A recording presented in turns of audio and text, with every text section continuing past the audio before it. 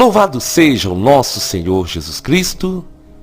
Hoje, quinta-feira, dia 16 de novembro, nós vamos meditar o Evangelho da liturgia de hoje, o Evangelho de São Lucas, capítulo 17, versículos 20 ao 25. O Senhor esteja conosco, Ele está no meio de nós. Proclamação do Evangelho de Jesus Cristo segundo Lucas. Glória a vós, Senhor. Naquele tempo, os fariseus perguntaram a Jesus sobre o momento em que chegaria o reino de Deus. Jesus respondeu: o reino de Deus não vem ostensivamente, nem se poderá dizer está aqui ou está ali, porque o reino de Deus está entre vós. E Jesus disse aos discípulos: dias virão em que desejareis ver um só dia o Filho do Homem e não podereis ver. As pessoas vos dirão: ele está ali ou ele está aqui. Não deveis ir nem correr atrás, pois como o relâmpago brilha de um lado até o outro do céu, assim também será o Filho do Homem no seu dia. Antes, porém, ele deverá sofrer muito e ser rejeitado por essa geração. Palavra da salvação, glória a vós, Senhor. Meus irmãos e minhas irmãs, é grande a alegria de poder, mais uma vez, trazer a vocês a palavra do nosso Deus, o Santo Evangelho, que é um alimento para a nossa vida. O Evangelho de hoje, ele vai nos falar sobre o alerta de Jesus em relação à sua segunda vinda e o alerta do Senhor de como nós devemos esperá-lo. Os fariseus perguntaram a Jesus sobre o momento em que chegaria o reino de Deus.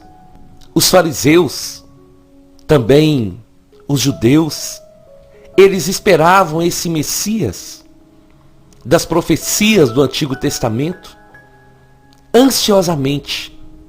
Eles esperavam a chegada desse Messias. Mas o Messias que eles esperavam era um Messias que iria libertar o povo de Israel das mãos opressoras do Império Romano. Seria o Messias que viria para lutar a favor deles, para vencer os outros reinos e para devolver a Israel aquilo que era deles de direito. Então, por isso, os fariseus perguntavam sobre o momento que chegaria o reino de Deus.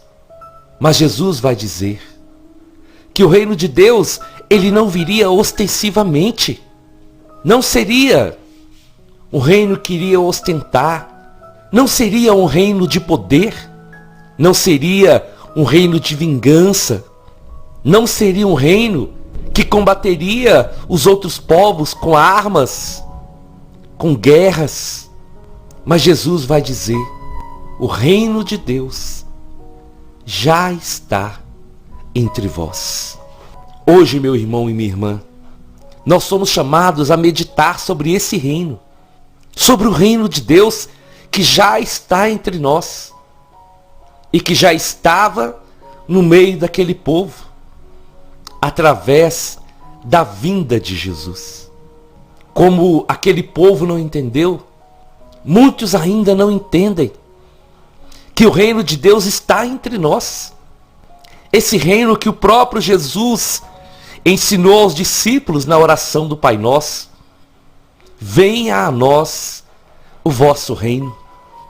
E nós precisamos meditar sobre isso, porque a proposta que Jesus veio trazer é a proposta que continua valendo para os nossos dias, sobre o reino de Deus, sobre o que nós esperamos de Jesus. O que você espera de Jesus? O que aquele povo esperava de Jesus, esperava do Messias? O reino que ele veio inaugurar não era o reino que eles esperavam, mas o reino de Deus já estava ali. O Senhor Jesus Cristo já estava reinando. E ele queria não um reino físico. Ele queria e deseja todos os dias o meu coração e o seu coração, para que ele possa reinar. Jesus, quando vem, nascendo da Virgem Maria, vivendo uma vida simples, fazendo coisas simples, e não desejando riqueza, não desejando poder, não desejando impérios, mas desejando o coração das pessoas, desejando que ele pudesse ter lugar, ter espaço no coração de cada um de nós. E esse é o reino de Deus, meus irmãos e minhas irmãs. Esse é o poder de Deus na nossa vida, quando o Senhor deseja que o nosso coração possa ser um trono para ele reinar. Isso é maravilhoso quando nós pensamos na dimensão desse amor de Deus por cada um de nós e entendemos o que nós rezamos todos os dias. Venha a nós o vosso reino e seja feita a vossa vontade. Quando nós rezamos isso, nós estamos dizendo para o Senhor: Senhor Jesus, eu aceito que o Senhor possa reinar na minha vida. Eu aceito que a sua vontade possa se realizar acima da minha vontade. E quando Jesus inaugura o reino de Deus aqui na terra, ele deseja o coração de cada um, porque o seu reino é um reino que não tem fim. E à medida que nós abrimos o coração para o Senhor, à medida que nós deixamos ele entrar, que nós deixamos ele governar, que nós deixamos ele direcionar a nossa vida, ser o Senhor da nossa vida, a nossa história passa a ter um novo sentido.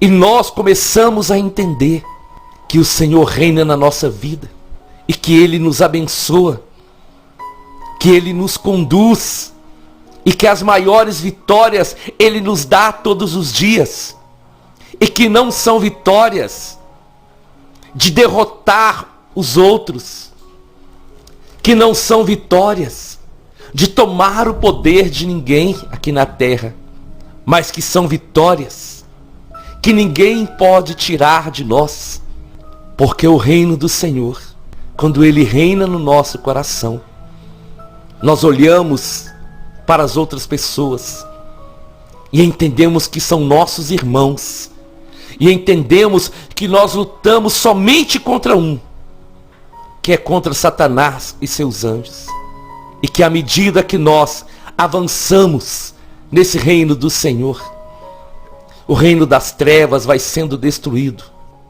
Eu não sei, meu irmão e minha irmã, se você já parou para pensar, para meditar sobre isso.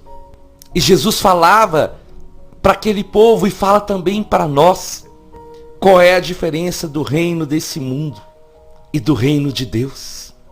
Porque o povo de Israel, a história vai contar desde o Antigo Testamento, quantas e quantas vezes aquele povo pecou, aquele povo desobedeceu, e por causa do pecado, eles foram levados muitas vezes como prisioneiros por outros povos. Essa nação que o Senhor ama tanto, ela desobedeceu tantas vezes ao Senhor, que quando ela desobedecia, essa nação se entregava para os outros povos por causa do pecado. E mais uma vez, eles esperavam um outro libertador. Mas, se viesse o libertador, como aconteceu tantas vezes, novamente, aquele povo pecaria. Mas, quando o Senhor faz essa proposta de um reino a partir do coração, mostra justamente isso. Aquele povo, eles poderiam ser tomados por outros povos, Mas se eles tivessem dentro deles o reino do Senhor no coração, do coração ninguém poderia tirar esse tesouro, ninguém poderia roubar da vida deles. E se nós observarmos os evangelhos, nós vamos ver como o reino de Jesus começou. Ele começou cativando corações. Jesus começou ensinando para as pessoas que elas não precisavam ser escravas do pecado, da morte, das doenças. Jesus começa a ensinar que aquelas pessoas poderiam ser livres e que ele tinha a verdadeira liberdade, a verdadeira felicidade, a verdadeira alegria para oferecer para aquelas pessoas. Jesus começou a ensinar que os pecadores não precisavam ser mais escravos do pecado, que eles poderiam viver uma vida nova. Jesus começa a ensinar para as pessoas simples e humildes que eles eram bem-aventurados, que havia alegria, que havia recompensa para aqueles que fossem fiéis até o fim. Jesus começa a ensinar que o verdadeiro prazer não está nas coisas desse mundo, mas está em buscar o reino de Deus acima de todas as coisas. Jesus então, ele começa a reinar no coração das pessoas. Ele começa a agir no coração das pessoas, sem forçar, mas por amor. Ele vai mostrando para cada um que a vida tem sentido, que a vida de cada um é especial, independente da situação material, que a vida de cada um tem valor e que custou o seu sangue precioso. E a partir dos discípulos, então, Jesus começa a formar um grande exército. Nem os discípulos entenderam no início. Eles achavam que uma grande revolução de armas, de guerras iria acontecer. Mas o exército de Jesus, o exército que ele começou a formar e que hoje ainda ele chama cada um de nós para se juntar a esse exército, é um exército que dobra os joelhos. É um exército que clama. É um exército que ama, que abençoa, que luta não com as armas desse mundo, mas que luta com as armas espirituais. Por isso o Senhor nos deu os dons, para que através dos dons, essa batalha contra o mal seja uma batalha forte e na certeza que nós somos vitoriosos. Esse é o reino de Deus. É o reino que olha para aquele que é rejeitado, para aquele que é humilhado e estende a mão.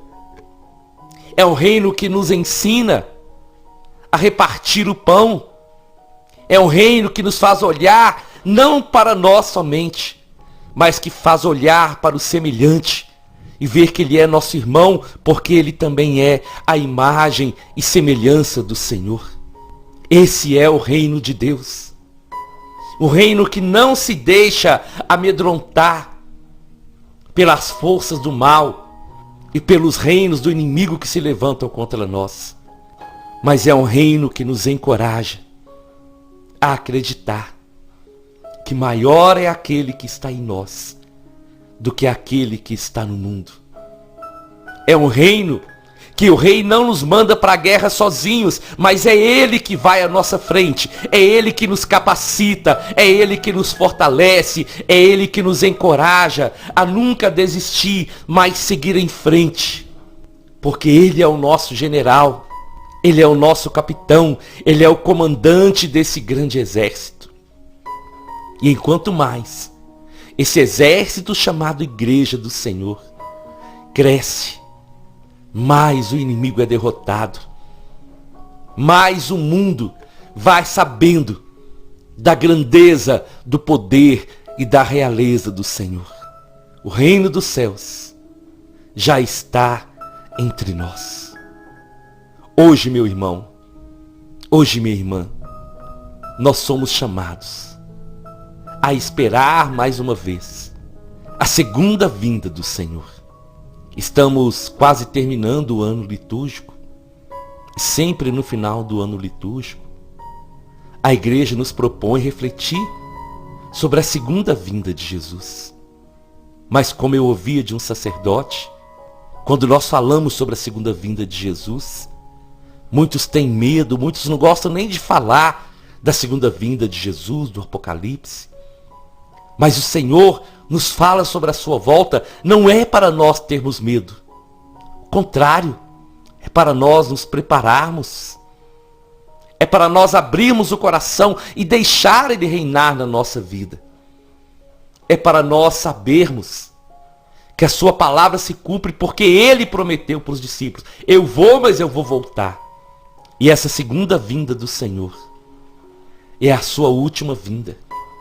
Por isso o Senhor vai nos alertar que nós não devemos dar ouvidos ao mundo, ouvidos ao anticristo, porque a sua vinda, a sua segunda vinda, vai ser como o relâmpago que sai do Oriente e se move para o Ocidente. Assim será a vinda do Filho do Homem. E essa vinda, meu irmão e minha irmã, é para nos chamar, para morar com Ele para sempre. Por isso, estejamos alertas, estejamos preparados e abramos o nosso coração e possamos convidar o Senhor, não somente para nos visitar de vez em quando, mas para Ele reinar, para Ele governar a nossa vida. Eu te convido então, vamos à nossa oração. Em nome do Pai, em nome do Filho e em nome do Espírito Santo. Senhor Jesus, hoje eu quero te pedir uma maneira muito especial para que todas as vezes, Senhor, que nós estivermos rezando a oração que o Senhor nos ensinou, nós possamos entender que o sentido do Pai Nosso não é somente uma repetição de palavras, mas é a oração que o Senhor nos ensinou. E é nessa oração que o Senhor fala sobre o seu reino. Por isso, Senhor, quando nós rezarmos: Pai nosso que estais no céu, santificado seja o vosso nome, venha a nós o vosso reino, e seja feita a sua vontade, assim na terra como no céu. Que possamos meditar todos os dias, Senhor, que quando nós estamos fazendo essa oração, nós estamos declarando por vontade própria que nós aceitamos que o Senhor possa reinar na nossa vida. Nós aceitamos a sua vontade. Nós aceitamos o seu governo. E que hoje muitos corações se abram para dizer: vem, Senhor, pode reinar na minha vida. Pode reinar na minha família. Pode reinar sobre os meus sonhos, sobre os meus projetos de vida. Eu te aceito, Senhor, como meu Rei, como meu Senhor e como meu Salvador. Que nós, como seus filhos, como seu povo, Senhor, como sua igreja, possamos te esperar de braços abertos, te servindo e fazendo a sua vontade, até o dia que nós ouvirmos a sua voz nos chamando. Amém, amém e amém. Nós estivemos reunidos e vamos permanecer unidos. Em nome do Pai, do Filho e do Espírito Santo. Até amanhã, se o Senhor nos permitir.